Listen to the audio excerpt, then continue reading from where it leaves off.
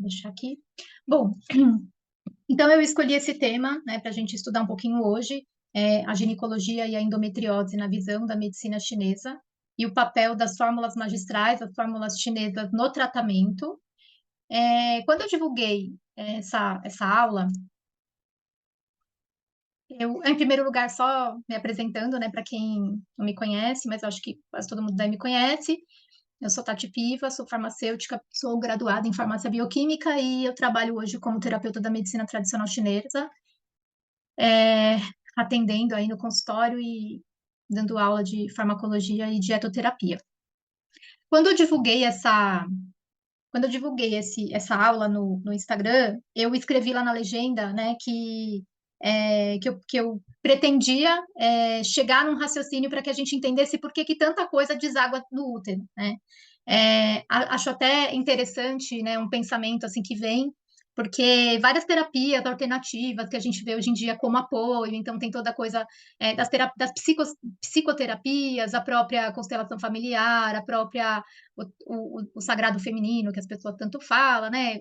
Fala muito isso, né? Que o útero é como se a gente jogasse para o útero as memórias e as emoções reprimidas e tudo mais. E eu acho legal, muito legal a gente olhar para a visão energético-funcional da medicina chinesa em relação à ginecologia, porque a gente consegue estabelecer o pensamento que eles, tão antigos, tão milenares, colocaram lá há tanto tempo atrás, como eles já viram isso, eles enxergaram isso de alguma forma, né? Então, vamos começar como tudo, né? A gente começa entendendo a função.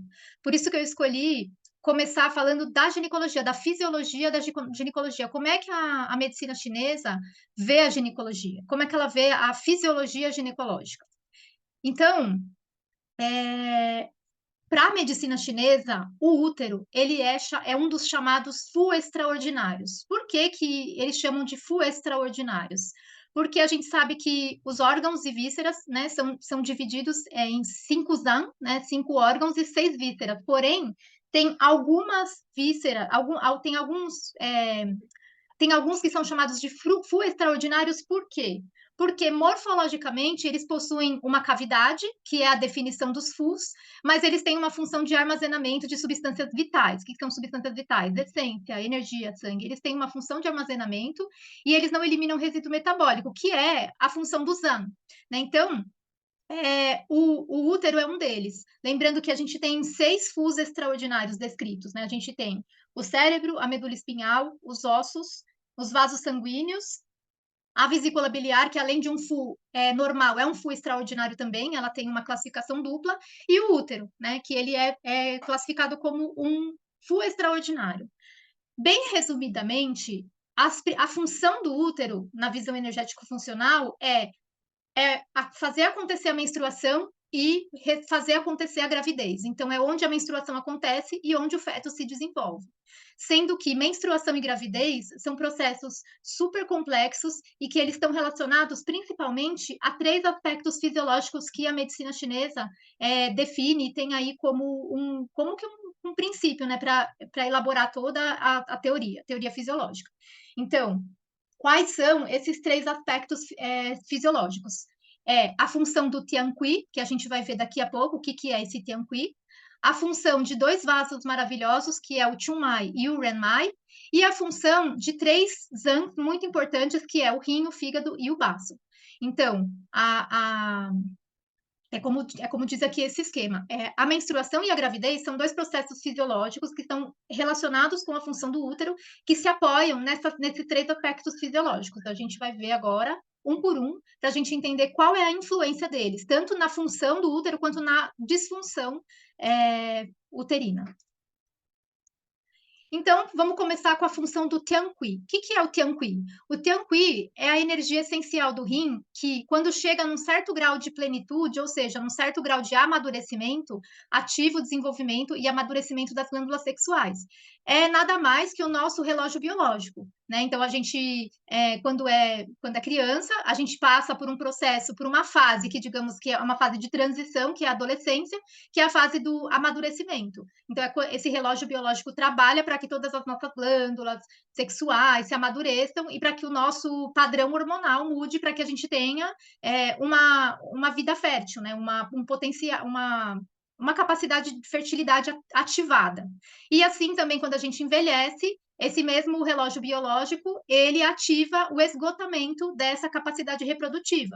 Então, é o que a gente fala. Então, é como se fossem dois processos regulados pelo Tianqi. O Tianqi é o nosso reloginho biológico que governa dois processos principais, que é quando ele está no auge, ele governa a menarca e ativa a função fértil, e quando ele está no esgotamento, ele define o climatério, ele define a perda da capacidade reprodutiva.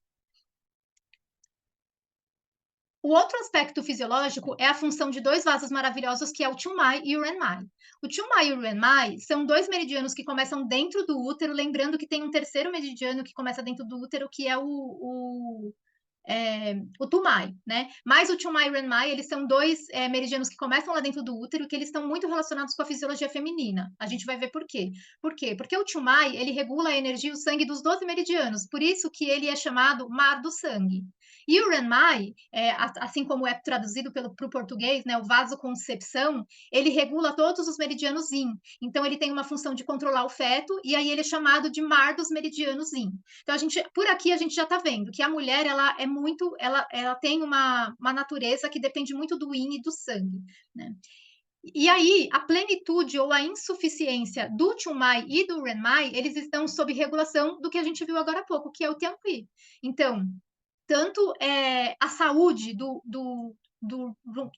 Chunmai e do Renmai, a plenitude ou a falta de saúde, eles estão reguladas em algum aspecto pelo nosso reloginho biológico, mas a gente vai ver agora no terceiro aspecto que eles também vão sofrer a influência de três órgãos que são fígado, baço e rim. Então, aqui, esquematicamente, seria mais ou menos isso. O Tianqi, né, que é a essência que eu recebo quando é a minha herança, né, a minha herança genética e é o meu reloginho biológico, ele regula o Chunmai, a plenitude, né, do Chunmai e do Renmai, que por sua vez, o Chunmai regula o sangue nos 12 meridianos, por isso que ele é chamado de mar do sangue, o Qi, o sangue, na verdade, mas ele é chamado de mar do sangue, e o Renmai regula os meridianos Yin. Ele regula a gravidez, o feto, então ele é chamado mar do Yin. O terceiro aspecto fisiológico, né, que está relacionado aí com a função do útero, é a função de rim, fígado e baço, que são os três órgãos mais importantes na fisiologia ginecológica, né? Então, por que eles são os três órgãos mais importantes? Porque eles são responsáveis pela produção e armazenamento de três substâncias essenciais: a essência, né, a essência do rim, o sangue. Tanto o rim, o fígado e o baço estão envolvidos na produção do sangue, o fígado está envolvido na dispersão do sangue, né? E a energia, né? A energia que tem aí como uma das bases de formação da energia, o baço com a sua função de transportar e transformar e absorver a energia, substrato aí de tudo que a gente come, tudo que a gente bebe, para formar junto com o pulmão o nosso Qi adquirido. Então aqui a gente tem duas polaridades, digamos assim. A gente tem a essência nossa, que é a ancestral, né, que vem do rim, e a gente tem a adquirida, onde o baço está muito relacionado. Então, por exemplo, se eu tenho uma genética fraca, pode ser que eu tenha um Tianqi fraco, um reloginho biológico fraco. E aí a gente vai ver isso muito provavelmente já na infância, na adolescência, a gente vai ver alguns problemas. Porém, a gente sabe que tão importante quanto a herança genética que a gente recebe é o adquirido, é como a gente cuida do que a gente tem. Porque por muitas histórias, até milenares chinesas, a gente sabe que é possível melhorar essa herança genética de acordo com como a gente cuida do nosso estilo de vida, né? Então, rim, fígado e baço, eles são os responsáveis pela produção e armazenamento de essência, sangue e energia, e com isso, eles determinam a saúde funcional dos canais Chunmai e Renmai. Então, é uma relação que ela acaba ficando bem circular, né? Então, no fim das contas, o Chunmai e Renmai, eles estão aqui no meio, né, de um ciclo que começa no tempo I, mas que tem uma influência direta de rim, fígado e baço. Então, se rim, fígado e baço não estão legais, Tumai e Renai não vão estar legais. Se eles não estão legais, o sangue nos meridianos não vai tá bom, o Yin dos meridianos também não vai estar bom, minha energia Yin não vai estar boa, eu vou estar com falta de sangue, e isso vai empobrecer fígado, rim e baço, que vai empobrecer Tumai e Renai, né? Então, é uma relação muito interdependente. A gente vê que é tudo muito conectado. Então, desse raciocínio, a gente já começa a entender aquilo que eu estava falando bem no comecinho, né? Por que tudo deságua no útero, né? Então, o útero, ele depende dessa estrutura, ele depende de Tumai e Renai, que por sua vez dependem de rim, fígado e baço, que por sua vez estão apoiados na função do Tianqi, né? E aí a gente pensa, o que é um desequilíbrio funcional do útero? Então, se para o útero funcionar bem, né, para ele me trazer uma menstruação cíclica, mensal, limpinha, né, e para ele estar preparado para desenvolver uma gravidez, gestar uma criança, ele tem que estar com Tumai Renmai em sua plenitude, fígado, baço e rim também cheios, né, cheios de sangue, cheios de energia. O que acontece quando existe como é que eu enxergo um desequilíbrio funcional do útero? Então, o desequilíbrio funcional do útero a gente enxerga principalmente na menstruação, na secreção vaginal e no feto e no parto. Então, são as 4 coisas que são sinalizadores dentro da fisiologia feminina para me sinalizar que tem alguma coisa errada nessa cascata.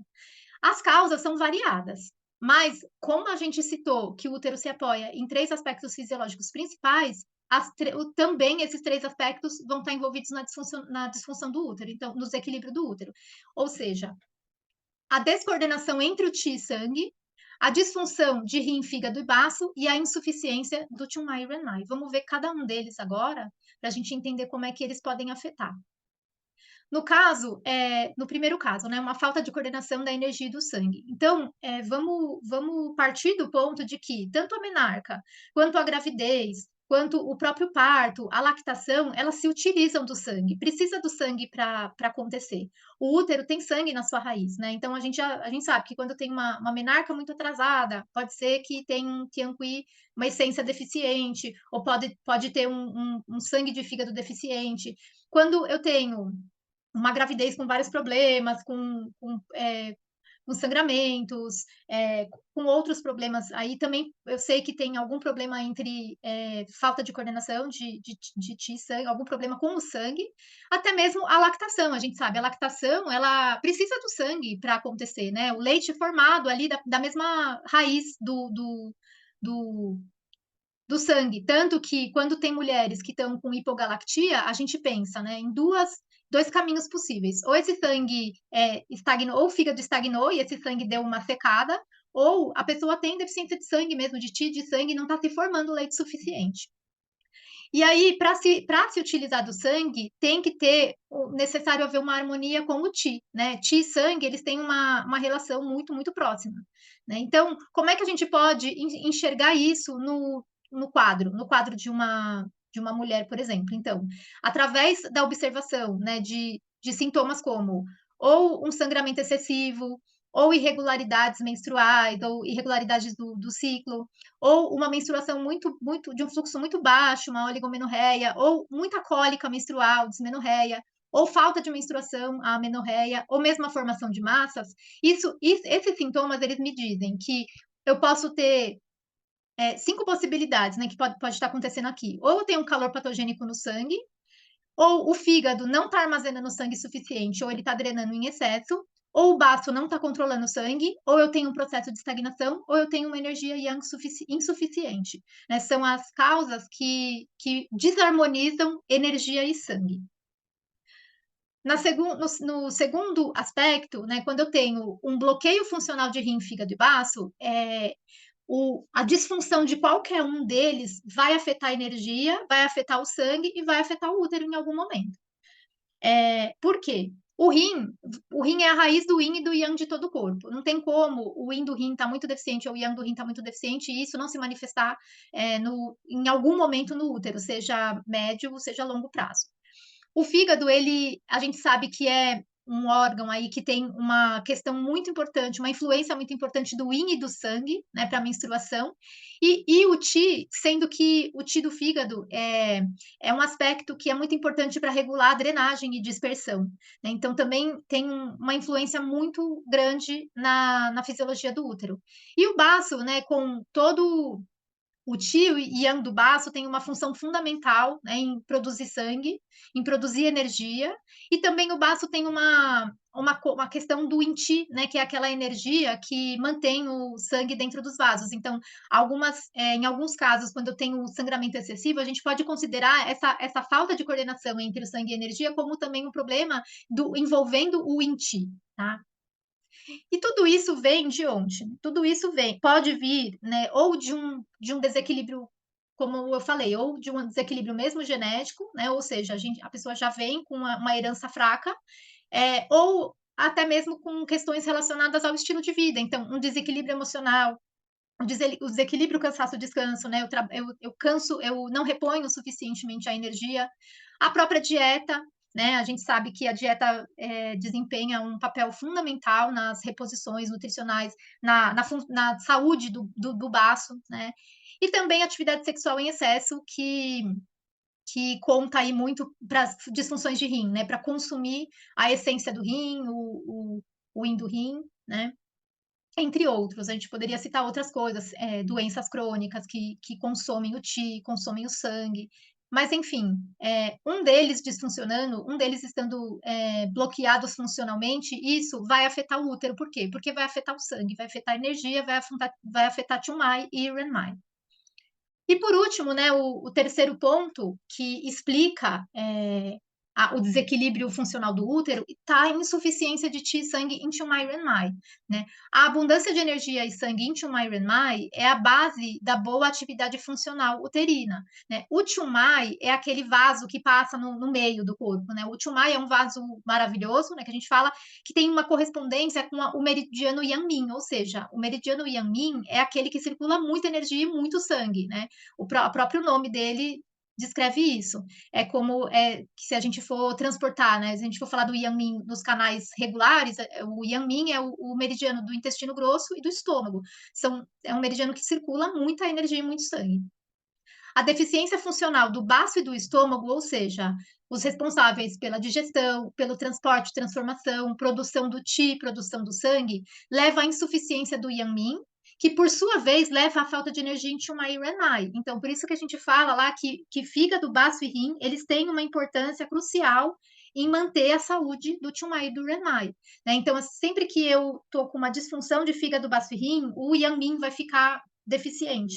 E se o Yang-Min está deficiente, vai fazer com que haja uma falta de energia e sangue em Tumai, tá?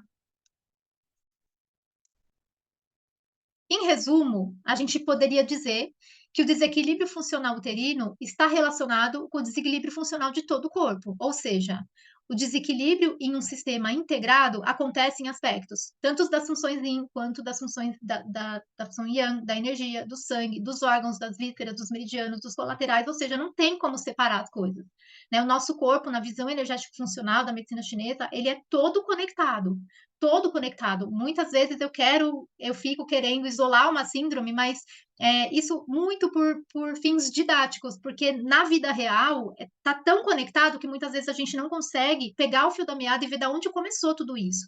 Muitas vezes a gente vai pegando até de trás para frente, a gente vai tentando corrigir o que tá lá mais né, no manifestado, mas lá na base pode estar alguma coisa até mesmo da ordem do Tianqi, alguma coisa muito, muito mais primária. E tem um dizer, né, que eu coloquei aqui para simbolizar tudo isso, que é se a energia estagnar e o sangue coagular, é porque ambos estão suficientes. Então, a gente vai entender essa frase melhor quando a gente chegar no raciocínio da endometriose. Então, assim, muitas das coisas que acontecem no útero estão muito relacionadas com estagnação de sangue, com estagnação de energia. O útero, ele precisa de sangue. E o que pode acontecer com o sangue? A natureza do sangue é circular, né? Circular. Então, se a energia estagnar, o sangue coagular, é porque ambos estão insuficientes. O Qi comanda o sangue. Se o Qi está deficiente, a circulação do sangue ela vai sofrer em algum momento. Tudo bem aí?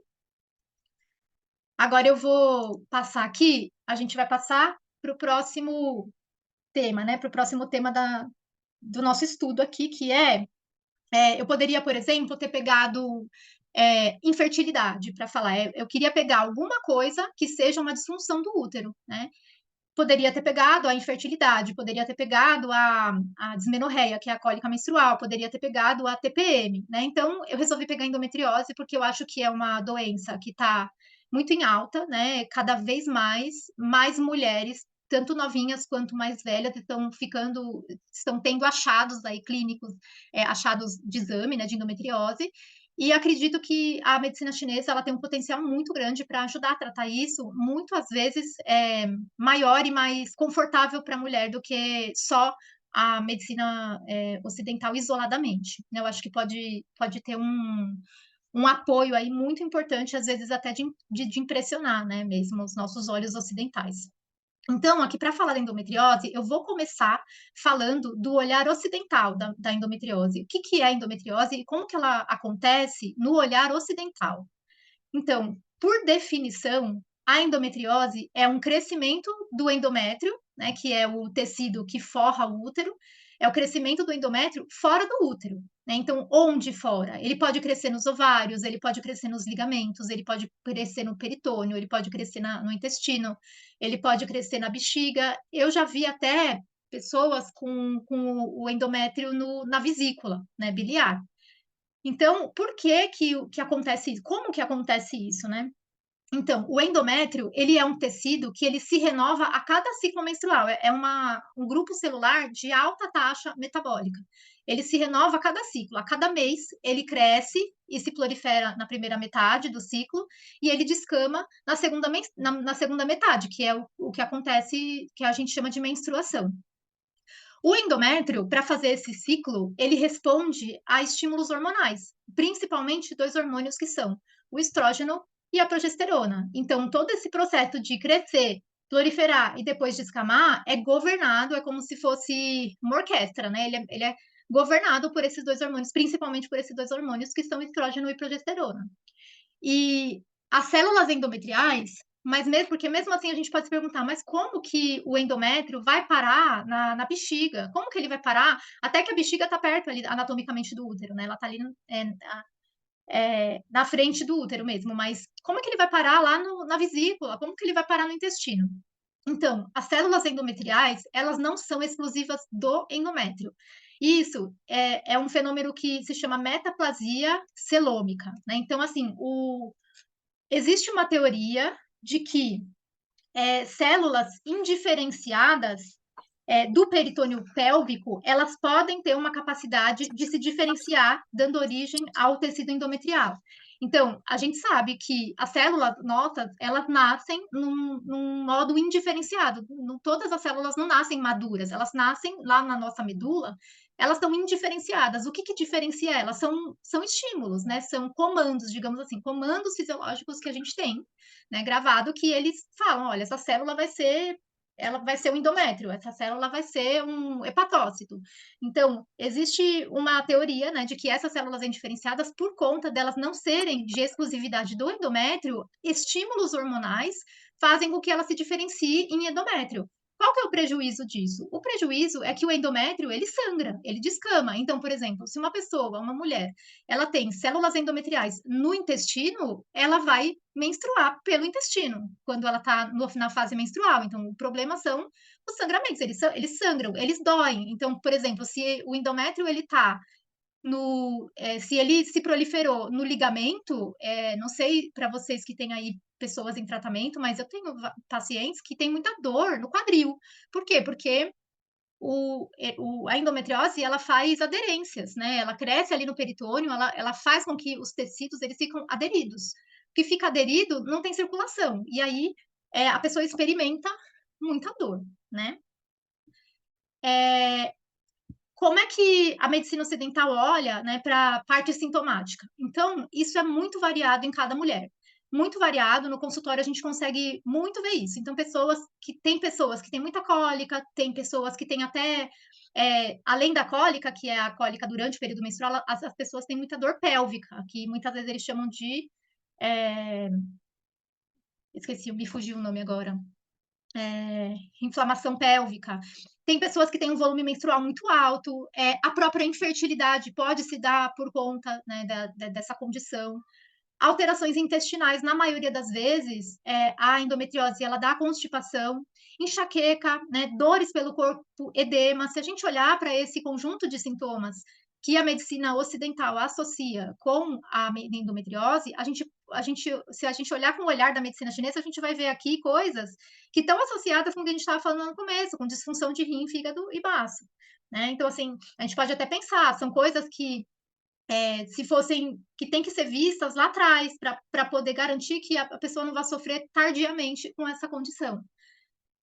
E aí, essa doença, né, inflamatória crônica, com o que a medicina ocidental associa, né? Então, a medicina ocidental ela associa com disfunções metabólicas, né, extensamente influenciada pelo estilo de vida. Então, a dieta, né, o sono, padrão de sono, insônia, atividade e sedentarismo também muito importante, consumo excessivo de álcool, autoimunidade, microbioma intestinal, estresse oxidativo, o próprio desbalanço do cortisol, né, os disruptores endócrinos e a predominância estrogênica. Vamos entender um pouco agora o que é uma parte disso aqui.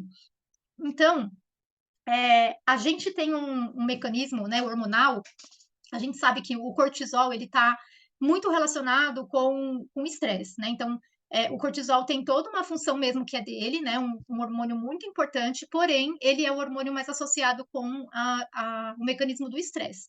A ativação constante do mecanismo de estresse leva a uma hiperatividade do simpático, o sistema nervoso simpático, que aumenta a produção de cortisol. É aquela coisa da luta ou fuga, né? Então, aquela coisa de o tempo todo parece que eu estou lutando ou eu estou tendo que fugir. Então, o meu sistema nervoso autônomo, ou seja, autônomo, não estou tendo um estímulo consciente nele. O sistema nervoso autônomo está fazendo o meu corpo produzir muito cortisol. O cortisol em excesso desequilibra a atividade hormonal. Por quê? Porque o cortisol ele é produzido em prejuízo de outros hormônios. Então, uma demanda de produção constante de cortisol faz com que outros hormônios tenham a produção reduzida, entre eles a progesterona. E aí, o que acontece? Menos progesterona no corpo propicia condições básicas para predominância estrogênica, ou seja, existe um rompimento de um equilíbrio. O estrógeno e a progesterona, eles são dois hormônios de funções antagônicas, mas complementares. Então, eles são como se fosse yin e yang. Então, eles têm que estar equilibrados. No meu ciclo menstrual, eu vejo isso. Tem hora que o estrógeno tá num nível, tem hora que a progesterona está num nível. É um equilíbrio que acontece. Então, se eu estou num rompimento desse equilíbrio, por quê? Porque eu tenho pouca progesterona, eu vou ter um predomínio do estrógeno. E esse equilíbrio vai estar rompido. Né? Então, é por isso que a medicina ocidental ela coloca como uma das condições que jogam a favor de se desenvolver um quadro de endometriose a predominância estrogênica. E na nossa visão energética seria isso, teria um rompimento entre yin e yang. E aí a gente tem uma coisa que joga aqui também, né, uma coisa que favorece a predominância estrogênica, mesmo se eu não estou sob essa demanda excessiva de produção de cortisol, que são os disruptores endócrinos. Que são isso? O que é isso, né? O que são disruptores endócrinos? Disruptores endócrinos são substâncias que são encontradas no meio ambiente ou produzidas pela indústria, que quando elas penetram no corpo por qualquer via, elas vão interferir no mecanismo hormonal. Como que elas interferem? Elas têm uma estrutura química muito parecida com os hormônios, ou seja, elas mimetizam a ação hormonal. É como se elas enganassem as células. Então, elas podem ter uma ação ativadora ou inativadora, porque é isso que os hormônios fazem. Os hormônios, eles são maestros, né? Então, ele vai lá, liga numa célula e fala para a célula, faz isso. Ou ele vai lá, liga na célula e fala, ó, para de fazer isso. Então, os disruptores endócrinos é isso, ele é como se fosse um ele engana a célula, né? Ele está fazendo o papel de um hormônio que ele não é. Então, os hormônios que são muito parecidos com os estrógenos, eles são chamados de xenoestrógenos ou xenoestrogênios, ou seja, são hormônios que a gente ingere através do meio ambiente, né? Seja por alguns, por exemplo, eu vou dar um exemplo para vocês. Alguma via de disruptor endócrino que até nem não é tão relevante assim, mas, por exemplo, plástico com coisa quente, ele libera xenoestrógenos, né? Tem outras coisas também, tem inseticidas, tem outras coisas que exposição a alguns elementos químicos que gera essa absorção de disruptores de xenoestrógenos. A exposição constante interfere com a capacidade de metabolização e, com o tempo, isso vai se acumulando nos tecidos, principalmente nos tecidos ricos em gordura, né? Então, assim, é como se meu corpo ele ficasse intoxicado, ele ficar intoxicado de um estrógeno que não é o estrógeno que eu estou produzindo, tá? Bom, essa foi a visão da medicina ocidental, né? A visão bem resumida, né, da medicina ocidental para a fisiopatologia da endometriose. Agora, e na visão da medicina chinesa, né? Na visão energética da medicina chinesa? Como a gente sabe que a medicina chinesa ela é eminentemente clínica, ou seja, eu só consigo olhar para uma doença e entender de onde ela está vindo através dos sintomas, através de um padrão, né, de sintomas. Qual que é a manifestação clínica para a medicina chinesa que está relacionado principalmente com essa doença, né? Com essa endometriose? Então, a dismenorreia, que é a cólica menstrual, a própria infertilidade, a formação de massas, né? Que são as massas abdominais e a menstruação irregular. São características que se manifestam clinicamente no que a medicina chinesa vai entender como a principal síndrome da endometriose, que é a estase ou estagnação de sangue, né? Então, olha, eu poderia colar, né? Eu coloquei na divulgação dessa aula que a gente vai falar das síndromes das etiologias da endometriose. E a principal delas aqui, eu estou começando pela principal, que é a estase ou estagnação de sangue. Por quê? Porque é uma condição que atingiu o tecido, né? É assim, não é uma endometriose, ela não se desenvolve de um dia para o outro, né? Ela não desenvolve assim tão rápido, ela vai se desenvolvendo. E a gente muitas vezes não vai nem percebendo. E quando a gente vê um dia no ultrassom ou até mesmo por uma insistência de sintomas, a gente vê que já se modificou o tecido, né? Então, a estase ou a estagnação de sangue é uma síndrome que ela inclui, né, o conceito de que há uma interrupção da circulação normal do sangue nos canais colaterais. O sangue ele circula mais lentamente ou ele se estagna completamente em determinado lugar do corpo, né? Então, a principal, porque como a endometriose está relacionada com células, que são células que estão relacionadas intimamente com o sangue, então, a principal mecanismo patológico que a medicina chinesa enxerga é a estagnação de sangue.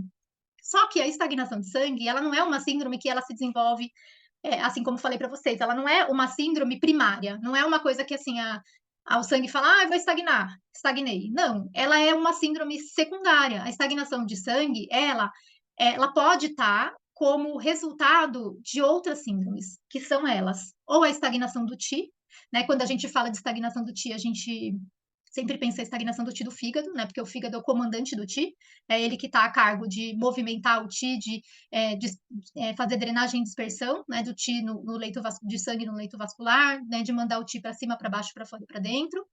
A deficiência do Qi, porque se eu não tenho, é como comparar com um rio, né? Se eu tenho um rio e eu não tenho água, essa água uma hora vai ficar empoçada, né? No leito.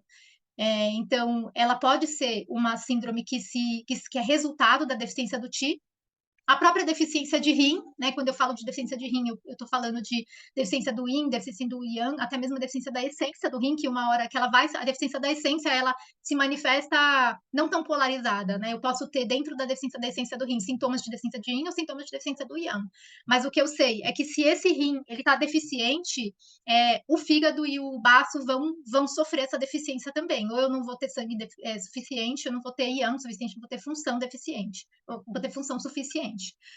A deficiência do sangue também, porque se o sangue está deficiente, isso também vai comprometer a circulação dele. E a outra síndrome envolvida, né, que pode resultar na estagnação de sangue, é o frio. O frio, a gente sabe que é um fator obstrutivo, né? O frio ele lentifica a circulação, e isso a gente sabe no intuitivo, a gente sabe da nossa vida, né? A gente sabe que tudo que está no muito frio, ele tende a se contrair, né? Ele tende a se lentificar, a gente fica lento, né? É, a gente fica encolhido, constrito, né? O frio é um fator constritor, digamos assim. Então, se os meus canais e colaterais eles estão com frio acumulado, eu também vou ter sintomas de estagnação nesses níveis. Então, né, se resume, a gente poderia resumir assim, o Ti deficiente, que no fim de tudo, o Ti tá deficiente, né? Então aqui, se o Ti tá preso, se ele tá estagnado, o Ti tá preso, o Ti tá faltando, aqui o deficiência do rim eu posso levar a falta do Ti, né? Se o sangue tá deficiente, aliás, pode ser por uma falta do Ti também. E se o frio está acumulado nos canais, o Ti também está preso, está bloqueado, né? Então, o Ti deficiente, ele fica incapaz de impulsionar o sangue.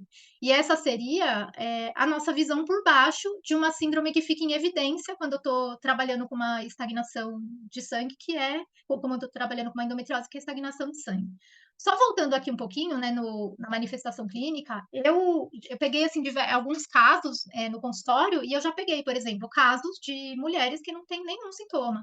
Eu já tive caso, assim, de mulher com um filho, já um filho criança, mas, assim, já não bebê, que descobriu recentemente endometriose por ultrassom, não tinha dor, né, não tinha cólica, o que que ela mais tinha? Era o coágulo. O coágulo era a medida dela. Já peguei casos de muita dor. E assim, dor durante todo o ciclo com períodos de piora. Nunca de zerar, né? Esse acho que foi o caso mais complicado.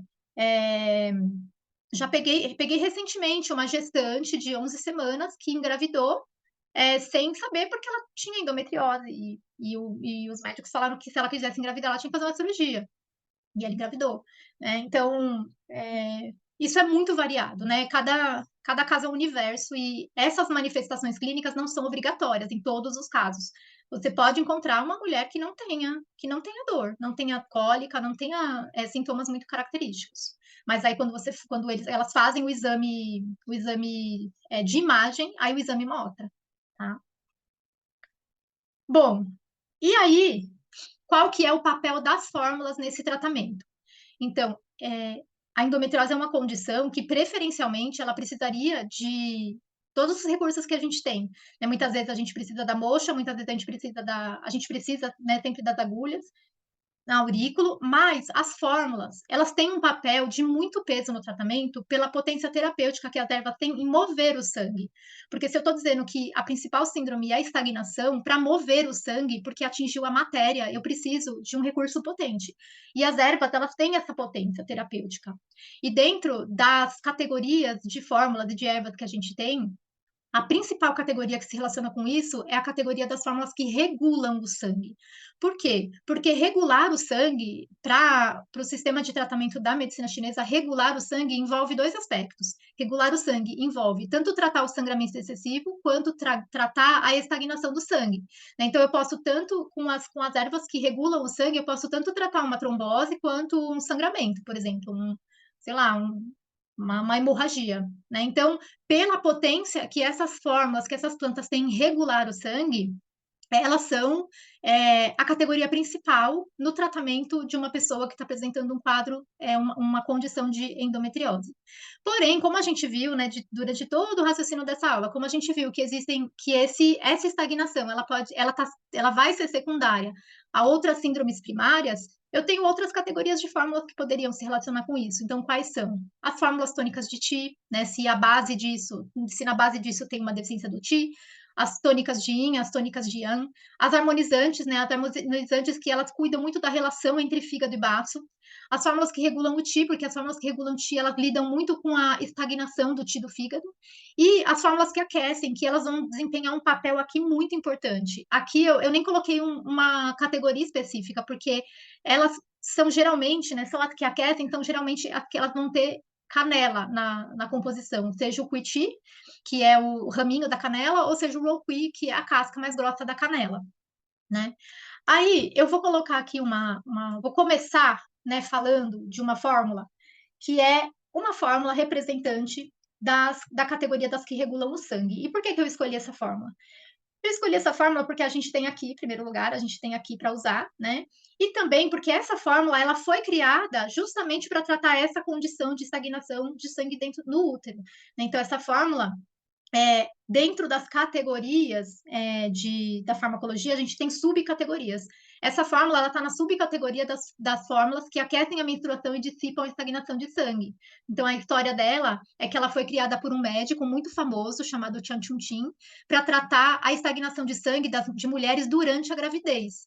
E qual que foi a grande sacada dele, o grande desafio, né? Por quê? Porque grávida é uma paciente que requer muito cuidado. Por quê? Porque sempre que eu vou usar um recurso, que seja com agulha, seja com a moxa, seja com a própria sangria, seja com a própria erva, sempre que eu vou mexer com tratar a estagnação de sangue, esse ato terapêutico, ele geralmente está contraindicado na gravidez pelo risco de aborto, porque quando eu mexo com movimentar o sangue, ativar a circulação, geralmente eu estou estimulando a contração uterina, né? Então tem um risco de aborto. O desafio desse médico foi elaborar alguma coisa que pudesse desfazer a estagnação em massas abdominais, né, para tratar o sangramento que ocorre nesse padrão de desequilíbrio, sem prejudicar o feto e sem aumentar o risco de aborto. E ele conseguiu fazer isso com uma fórmula, né, essa fórmula Quitifulinwan, que ela tem uma estratégia de fazer um tratamento moderado para reduzir essas massas abdominais sem ameaçar o bem-estar do feto, tá? E essa fórmula, né, ela foi criada para esse propósito específico. Com o advento, né, do gerenciamento da medicina moderna, em tratar sangramentos, nesse tipo de situação, hoje lá na China, essa fórmula é usada principalmente para tratar problemas ginecológicos e pós-parto, que se enquadram nesse padrão de equilíbrio. Tem muita mulher que tem problema de retenção de coágulos depois do parto, lóquios, né, que eles chamam. Então, essa fórmula hoje em dia lá, ela nem é usada tanto mais para o que o Chan Chun Chin criou, porque hoje em dia a medicina moderna cuida muito bem disso, né? Agora, ela tem também essa ação terapêutica muito ampla, né? Então, e aí outra coisa que eu quero lembrar, tratar massa. Lembra, sempre que uma condição atingiu a matéria, é muito mais difícil de tratar e é muito mais longo o tratamento. Então, tratar massa abdominal, ela requer tempo. Então, é uma fórmula que ela pode ser, ela mais ou menos foi desenhada para ser usada por longo prazo, tá? Vamos dar uma olhada na estrutura dela para a gente entender por que ela tem essa ação tão boa, né? Então, ela tem essa fórmula, ela tem 5 componentes. Ela tem 2 componentes principais, que é a canela, o cuti, e tem o fulim, né, que é um tipo de fungo. E é daí que vem o nome dela, né? Esse cuiti é da canela e o fulim é esse fungo. É, o Quiti, ele tem essa função que a gente falou de aquecer o sangue, abrir os vasos e facilitar a circulação. Por isso que eu falei para vocês que tem muita fórmula de aquecer o interior, ou de aquecer até mesmo a superfície, que vai ter a canela, porque ela tem uma ação terapêutica muito interessante de abrir os vasos, né? Abrir os vasos, facilitar a circulação. E o fulim, por sua vez, o fulim, ele, além de promover a circulação do sangue, nesses casos de estase, ele também é muito bom em transformar a umidade, né? Lembrando que umidade, fleuma, eles também contribuem para a estagnação do sangue, porque são bloqueios, né? É uma mucosidade que fica ali sendo formada e impede o sangue de circular bem. Então, o fulim, através da sua ação diurética, ele também ajuda nesse mecanismo de movimentar o sangue. Além disso, né, o Chan Chun Chin provavelmente escolheu ele porque o fulim, ele tem uma característica de penetrar em coração e rim. Então, ele fortalece o coração, coração, rim e baço. Ele fortalece o coração e o baço, e com isso, ele acalma o feto, estabilizando a gestação, né? Aí, além dessas 2 plantas principais, a gente vai ter 3 outras plantas. O tauren, né, que é a sementinha do pêssego, é aquela sementinha que fica dentro do caroço do pêssego, que é muito conhecido na farmacologia chinesa por ativar a circulação do sangue também, por quebrar as estagnações. Ele também é muito bom para movimentar o trânsito intestinal. E tem o Mutampi, né? Que o Mutampi, ele também está presente, inclusive, no Li Wei. O Mutampi, ele refresca e revigora o sangue e ele também clareia calor. Por que é importante clarear calor? Porque a estagnação de sangue é uma constrição, então tudo que fica acumulado, constrito, acumula calor. Então ele age aí, refrescando também esse calor. E o Pai Chao, né, que em alguns livros vocês vão achar que essa fórmula ela pode ser feita ou com Pai Chao ou com outro tipo de peônia, que é o Xixal, né? Então, o Paixal, ele é muito eficiente em promover a circulação, né? Porque ele se relaciona muito com o fígado, e ele também tem uma característica de relaxar espasmo. Se ele relaxa espasmo, consequentemente, ele também vai aliviar a dor. Então, é uma fórmula que ela tem tanto uma ação no feto, né? Então, ela foi feita para mulheres grávidas, então ela tem uma ação no feto e ela também tem uma ação de tratar o sangramento uterino contínuo, a dor que piora com a pressão, ou seja, no geral, é uma função de desfazer essas massas que se formam dentro do útero. Então, é uma fórmula com função de ativar a circulação do sangue, de deter hemorragias e eliminar massa. São as três funções principais do Quitifulim-1. E por conta disso, ele é muito eficiente no caso de hemorragia uterina disfuncional, menstruação com fluxo abundante, com coágulo, ameaça de aborto, cólica, amenorreia, até mesmo essas aderências que eu falei para vocês nas endometrites, anexite, o mioma, cisto de ovário. Falando ainda em fórmulas que regulam o sangue, que é a nossa principal categoria aqui para tratar a endometriose, tem a fórmula, uma outra fórmula que a gente tem aqui disponível, que é o Fufan e Musalt Aunan, né? Essa fórmula, ela também está aí na categoria das fórmulas que regulam o sangue, porém, em comparação com o Quitifulim-1, ela tem um foco muito maior na deficiência de sangue, né? Por quê? Porque essa fórmula é uma fórmula composta por apenas três componentes, que é o Xutihuan, que é a remânia, o Tanqui, que é a Angélica sinensis, e uma planta que chama imbuçal, que aí essa planta imbuçal sim está envolvida na ação de regular o sangue, né? Então, tanto o Xutihuan quanto o Tanqui, eles são da categoria dos tônicos de sangue, apesar de que o Tanqui tem a característica de ativar a circulação também. Mas é uma fórmula, se vocês forem comparar com o Quitifulim-1, é uma fórmula que tem uma potência terapêutica um pouco menor nesse sentido, porque ela não tem tantos componentes para agir junto, para ser complementados. É, ela pode ser usada também em combinação. Nesse tratamento da endometriose, a gente pode combinar, né, fórmulas. Eu posso tratar a massa que eu estou vendo e eu posso tratar a síndrome primária que o quadro clínico me mostrou. Então, com relação a outras fórmulas possíveis, então, como a gente falou, que considerando todas as síndromes primárias que estão por trás de uma estagnação de sangue, a gente poderia, por exemplo, pensar no Ciao-Yawan e o Jiaowei-Ciao-Yawan, que são harmonizantes. Quando o quadro clínico está dizendo, né, que tem uma síndrome ali predominante de desarmonia, de fígado baço.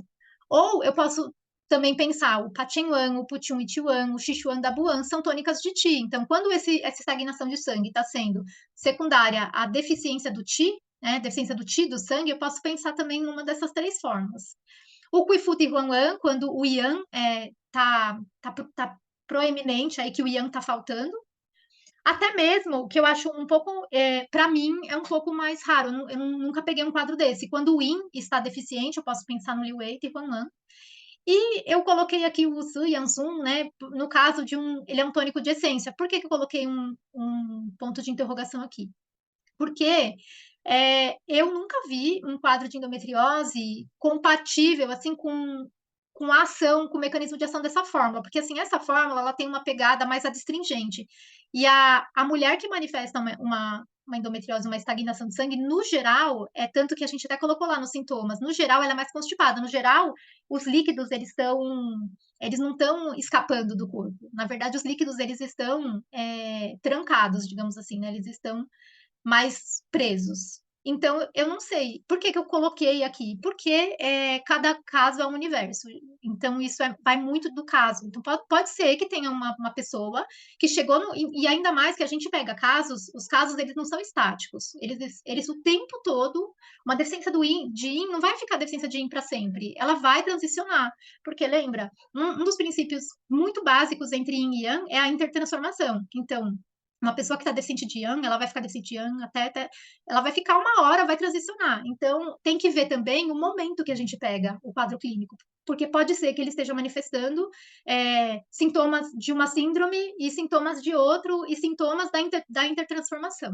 Então, não sei, pode ser que tenha algum caso em que o Yansun sirva. Eu não, por enquanto, nunca peguei. E aí, quem que manda nisso, né, em relação a essas outras fórmulas? Quem que manda? Quem que manda em qual fórmula eu vou escolher para tratar uma síndrome primária? O quadro clínico, tá? É sempre o quadro clínico que manda. Sendo que eu tenho quadro de endometriose que dá para usar só o Quetiapina, dá para usar só uma fórmula que regula o sangue, ou às vezes tem que combinar. Às vezes tem que combinar junto, às vezes tem que fazer é, alternar essas fórmulas durante o ciclo. Isso é muito caso a caso. A gente tem a medicina chinesa se a gente estivesse lá na China, a gente ia ver que as fórmulas são abertas e aí a coisa funciona muito diferente. A coisa é assim, olha, se dá o putifulião, mas se essa mulher tem o intestino muito preso, acrescenta tal e tal planta, mas se ela tem muito sangramento, acrescenta tal e tal planta. Então aqui a gente não tem esse esquema de fórmula aberta, então a gente tem que jogar com o que a gente tem, né? Mas quem manda mesmo, assim, é sempre o quadro, é sempre a característica do paciente, certo? Bom, deixa eu. Então é isso. Vou encerrar aqui o compartilhamento da tela. Eu vou abrir aqui o chat, porque estou vendo que tem aqui. Deixa eu ver se eu consigo abrir. Bom, aí tem a pergunta aqui. Já peguei caso de endometriose perto do pulmão. Olha só que interessante. Eu nunca vi assim tão longe, tão alto. Tem endometriose, mas alguns sintomas são diferentes dos escritos. Então, os sintomas, eles variam demais, como eu falei para vocês, né? Tudo vai da evolução do caso, tudo vai muito do padrão de cada um. Como eu falei para vocês, essa menina que eu peguei recentemente, uma gestante que ela nem sabia que podia engravidar. Então, assim, no geral, associa a infertilidade com endometriose, mas às vezes escapa um caso. As etiologias do mioma uterino são as mesmas? É, sim, porque o mioma ele também envolve a estagnação, né? Estagnação do sangue. A gente pode pensar numa formação de massa, é como se fosse uma formação de massa. Aí o mioma, a gente pode pensar também numa estagnação de Ti, né? Então é muito o caso clínico. O que a gente tem que ter em mente é isso, é o principal. O que aconteceu aqui? Estagnou, fez uma estagnação e formou uma massa num tecido, né? Então, eu, por exemplo, já peguei casos de tratamento com Petifuliman e dieta, e cevada também, né? Que eu sou muito da cevada, que ela reportou que o mioma subiu, claro, todas as outras medidas que ela fez, né? O exercício físico, todas as outras medidas de estilo de vida que ela fez. Então, a gente pode falar que são as mesmas, considerando todas as síndromes primárias que a gente viu, sim. A canela não poderia estagnar mais devido à picância e calor? Então, Diego, não. A canela, ela é uma planta muito presente em todas as fórmulas que tratam estagnação por frio, principalmente por frio, né? Então, não é à toa que a canela, e tem até uma diferença entre a parte da canela, porque a casca da canela, ela é muito eficiente para aquecer o interior, os raminhos da canela, eles são muito eficientes para desobstruir os canais e colaterais. Então, não é por acaso que o Quiti, né, que é os raminhos da canela, que ele faz parte como chefe dessa fórmula, porque na verdade, se a gente fosse pensar, né, que pela picância e pela temperatura dele ser quente, ele pudesse ressecar os líquidos corporais e causar alguma estagnação. Mas essa fórmula é muito moderada. Se você pegar as doses, você vai ver que todas as doses dos componentes são a mesma. Ela é muito equilibrada, uma fórmula muito, muito equilibrada. Assim também no Sichuan da Buan, o Roqui que tem lá, ele tem uma dose muito menor. Se você pegar o Quifuta também, você vai ver que a proporção da canela lá é muito baixa. A canela, geralmente, numa fórmula em que eu tenho 9 gramas de tanqui, eu tenho 3 de canela, é muito baixinha. Né? A canela tem uma potência terapêutica imensa, então as doses, geralmente, de canela são bem baixas.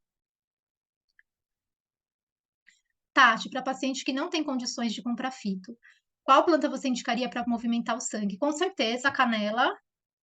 É, com certeza a canela que é super fácil de usar.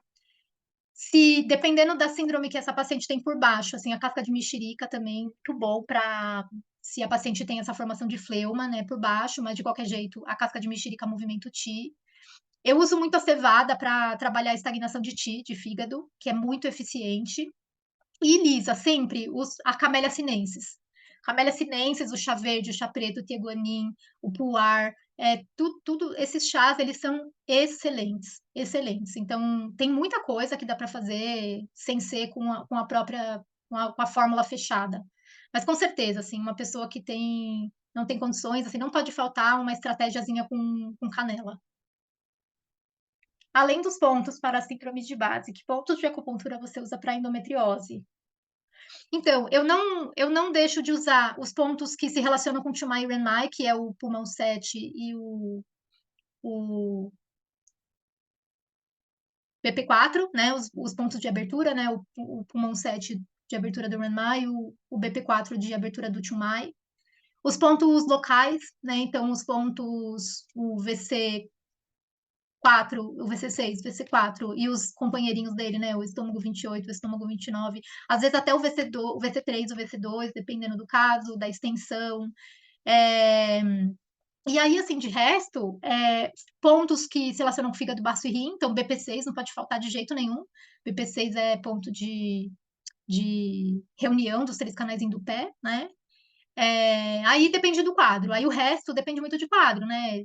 Os pontos, por exemplo, tonificar o do baço, nutrir o sangue do fígado, ativar a circulação do Ti.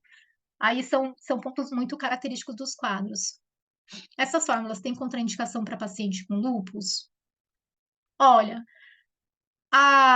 o Cotifulim-1, ele não tem, assim, a contraindicação das fórmulas que regulam o sangue é muito mais relacionada com anticoagulante, né, no sentido de se o paciente está fazendo dose alta de anticoagulante, mesmo assim é muito difícil você fazer uma dose que vai interagir demais. Eu não tem descrição de contraindicação para paciente com lúpus. Aí o que você precisaria me dizer? Mais características desse quadro de lúpus, entende? Então, para saber o que pode acontecer. Mas como essa fórmula ela foi muito feita num padrão muito moderado para tratar uma população vulnerável, que é gestante, é muito difícil que vai ter uma contraindicação. Se a pessoa tem também muita presença de calor, enxaqueca frequente, tudo bem usar a canela também? Não, aí nesse caso, se a pessoa tem calor e enxaqueca, quando você fala calor e enxaqueca, eu tô visualizando o yang do fígado subindo em excesso, tá? E aí eu já penso mais no Jiao Xiao Yalan. Eu já penso que é um quadro por baixo da estagnação, é um quadro, ou um quadro de deficiência de yin, um quadro de desarmonia fígado-baço. Aí, se você der canela, você vai piorar essa pessoa. Então, provavelmente tem que ver direitinho o que está causando. Pode ser que ela tenha uma formação de massas, pode ser que ela chegou na estagnação de sangue, mas evolui. Entende? Pode ser que assim começou com uma deficiência de Ti, mas evoluiu para uma desarmonia e aí agora está tudo misturado. Mas se ela está manifestando calor, enxaqueca, ligado nesse calor, aí você usar canela movimenta o Ti para cima. Então não vai ser legal. Obrigado, você terá curso de farmacologia e dietoterapia em breve. Eu dou aula na ProSalos Vitalis. O curso de dietoterapia desse ano já está quase no final. A gente tem mais 2 aulas, novembro e dezembro. O curso de fito começa em janeiro. Vai de janeiro a junho, né? Se você me segue lá no Instagram, você vai ver que tem o contato lá da. Você pode até me mandar no direct se você quiser, mas tem o contato lá da ProSalos também. E sempre que eu for dar alguma coisinha, eu sempre aviso pelo Instagram. Por quanto tempo faz uso dessas fórmulas? Gente, então, o Pitifulin-1, ele pode ser usado por um prazo mais longo, né? Por quê? Porque ele é bem moderado e tratar massa é uma coisa que leva tempo. As outras fórmulas, você precisa se basear pelo quadro. É, o que vai te dizer muito é o quadro. Nenhuma fórmula de farmacologia chinesa ela é desenhada para que a paciente fique escrava dele, não é igual um omeprazol, sabe? Que o ocidental, que o médico fala assim, olha, você vai ter que tomar omeprazol o resto da vida. Não é assim. Por quê? Porque a gente está em constante equilíbrio, o nosso equilíbrio é dinâmico. Então, se você fica tomando uma fórmula há muito tempo, você desloca as suas polaridades para algum lado. Então, como, por exemplo, ninguém que fica tomando ginseng todo dia vai se dar bem no médio e longo prazo. Por quê? Porque vai ter calor, né? Ele vai ter o ginseng, não é para todo para o tempo todo, né? Então, o Quitifulim-1 você pode usar por um tempo mais prolongado, meses. As outras fórmulas se guia pelos sintomas. Faz ciclos, faz pausas, pega um fator assim, por exemplo, tô tratando lá, sei lá, tô usando o Cial Yawan, o meu termômetro está sendo a menstruação. Então, pega um ciclo, faz um ciclo sem para comparar, para ver como fica. Então, isso tudo é muito guiado por sintomas. Pega um sintoma e é igual assim, se eu tô falando, eu tô usando um tônico de Ti. O que eu vou me basear? No funcionamento intestinal. Se eu parar o tônico de Ti e o cocô amolecer demais, aí eu sei que não tá bom, eu preciso usar mais um pouco, tá bom? Olha, olha, eu já vi assim. essa descrição, né, que eu vi do Coiti Fulinwan, que tratar massas leva meses, assim, olha, mais de 3 meses, pelo menos três ciclos menstruais, 3 vezes, mas o Coiti Fulinwan você pode, assim, até usar por mais tempo, a não ser que o quadro te diga o contrário. Então, por exemplo, ó, eu tive uma paciente de endometriose que o intestino dela amoleceu, e eu saquei na hora, eu falei, ó, é o Coiti-Fuliman porque tem Tauren, e o Tauren, ele ativa o fluxo, o trânsito intestinal. Eu pedi para ela diminuir a dose do Coiti-Fuliman e melhorou. Então, às vezes, ou você diminui a dose, ou às vezes você pausa, tá? E assim, a resposta fica até repetitiva. Quem te guia é o quadro, tá? É o quadro, é a paciente falando, ó, tem alguma coisa estranha, não tô tomando nada mais, só tô tomando essa fórmula. Então, é muito por aí. Ó, a Lisa falando, já usei por 6 meses, fui acompanhando e estava ok. Paramos porque ela engravidou. Então, eu também já tive casos que eu usei Quitifulium por bastante tempo. Tive um caso de endometriose que era a paciente era farmacêutica, ela mesma foi, ela pegou, ela sacou a, a dinâmica ali, ela se mudou do Brasil, ela mesma vai gerenciando. Por quê? Porque ela via ela não tinha dor, não tinha sintoma, o que ela tinha era coágulo, então ela ia se baseando pelos coágulos durante a menstruação, certo? Bom, rendeu, hein, gente? Obrigado pela participação de vocês, pela, pela interação aí, tantas perguntas. Eu que agradeço. Então, qualquer coisa, me escrevam